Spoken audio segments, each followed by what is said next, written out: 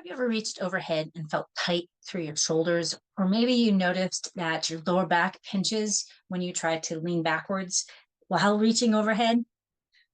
Welcome to the Cheer Athlete Podcast, where we explore movement, performance, and the body as a connected system.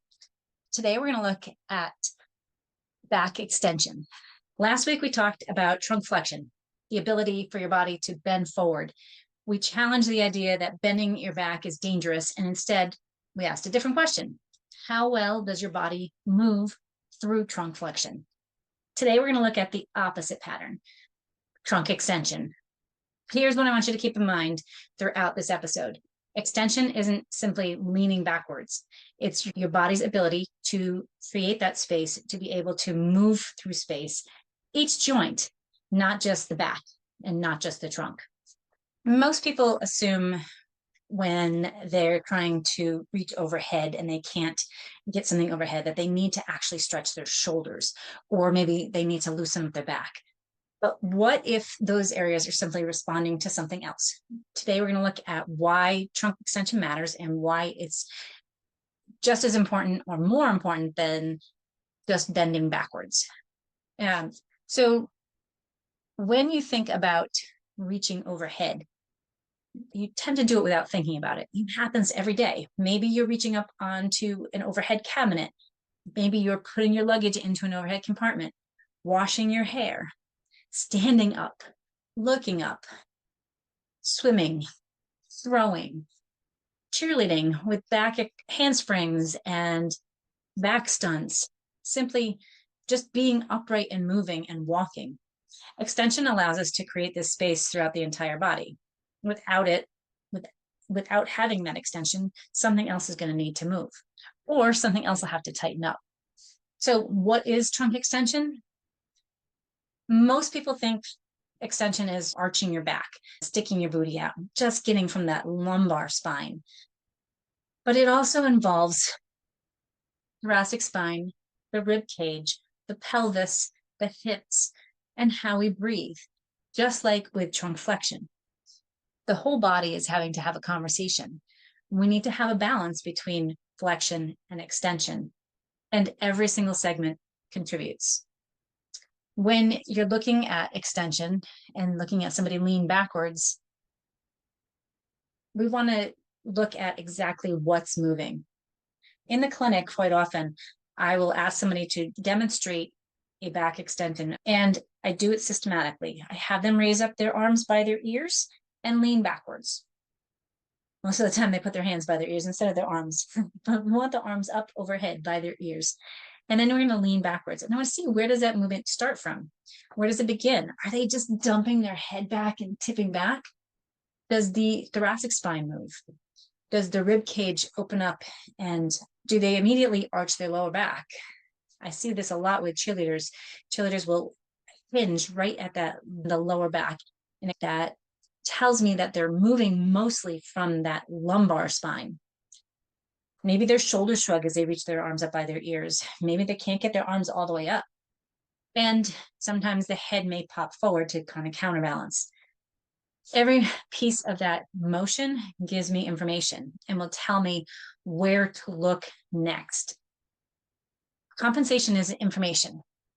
It's very often that we will see people arching their back and their lumbar spine, or flaring their ribs and really overextending instead of allowing it to lean and just move with you.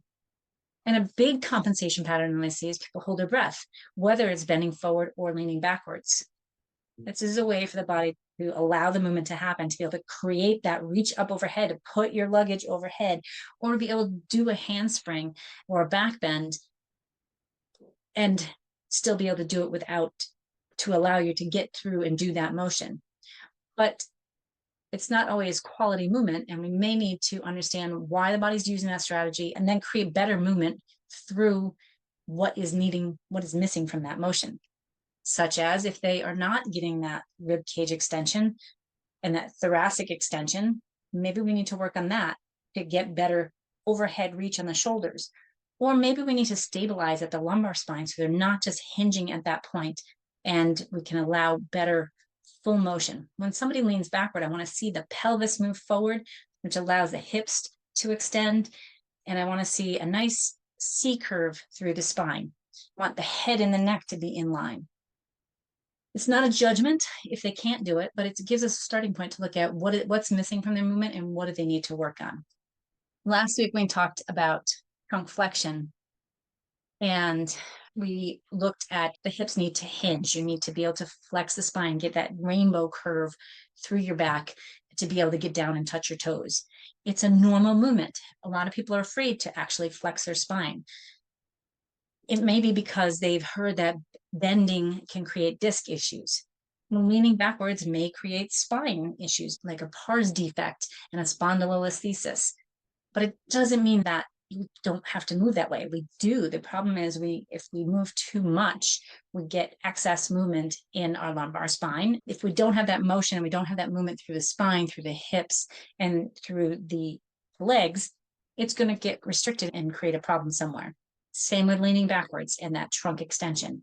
If we don't have solid movement through the thoracic spine, the motion's going to come somewhere where we ask it to do something that we need to do. So if reaching up overhead, you don't have that motion and you just lean back a little too far, you could get a pinching in your lower back. Sometimes this might set yourself up for some SI pain. It might also set you up for that. We talked about the spondylolisthesis. It's not bad to have limitations in movement until the movement limits how we move. We need to create better movement, and we need to then look at what's going to help to make that better. And we also need to recognize that bending forward and bending backwards should be relatively equal. We need to be able to have pain-free motion through all of it. When we look at putting the dishes away, you need to be able to bend forward to get the dish from the dishwasher and then put it up overhead into the cabinet. Maybe hanging decorations. My niece gave us a 30th birthday, 30th birthday, that would be nice. A 30th anniversary celebration for myself and my husband and my sister-in-law and her husband. And she hung up decorations, and she had to go overhead and hang them up on our curtain rods. And in order to do that, she's got to be able to lean back a little bit and reach forward at the same time. If you're looking up at a scoreboard and you're standing, being able to see what's happening on the field or on the mat, and then looking up at the judges or the scoreboard. With a cheerleader, the bases need to be able to get down to the ground and bend down and then lift the flyer up and be able to come up to spot the flyer. Maybe you're doing gardening and you are bending over a lot to pick weeds or to dig in the dirt, but then you need to stand and pick up the plant that you're putting in and carry it. They're whole body movements. It's not just using your back. It's not just using your shoulder. We got to use the whole body to work together. So instead of asking, why can't I reach up overhead and is my shoulder tight? Maybe ask, why is the shoulder working so hard? What else is missing? Instead of saying, why does my back hurt? Ask, what movement isn't available that the back is trying to compensate for? And that's how we start to observe movement, and that's how we change looking at movement. So this week, I want you to look at people reaching overhead. Don't just watch their hands, watch what their whole body does. Watch somebody put a glass away. Watch if somebody's hanging something overhead, or if they're washing their hair. Just look at yourself. Where do you feel that motion? And where does the movement begin? What tends to stay quiet? What moves too much? And maybe what surprises you? So take a look at your athletes, take a look at your family members, and just watch the move and see, are they leading with a whole body? Does it look like a coordinated movement? Or is it looking like a segmental movement and they're just hinging and moving from that back? Especially if you're a coach and you're looking at your cheerleaders and you're wondering, they're struggling on their handsprings, and we're thinking they need shoulder motion, or they need their back, they need to stretch their back out more. Maybe it's their hips. Maybe it is their shoulders, or maybe it's their upper back, and they need to work on creating some stability as well as that mobility. Don't judge just yet. Just start to look and see what's missing and what do they need to make that be more coordinated, more fluid, and more of a whole body movement. Next week, I'll go up to the neck and look and see, how does neck movement affect all the way down the body? because movement isn't just happening one joint at a time. It happens as a connective system. And if you want to twist around, you might need your neck to move, but you might need your trunk to move as well. You might need both. So don't forget to check out movement this week. This week's movement challenge. You're not trying to fix it. You're just going to learn and observe what people are doing when they're reaching overhead. Are they compensating with their shoulders? Are they compensating with their hips? Are they compensating with their back? Not judging it. We're just trying to see what's going on. And become curious. Ask better questions and keep observing movement, because the more we observe how people move, the better our movement's going to get.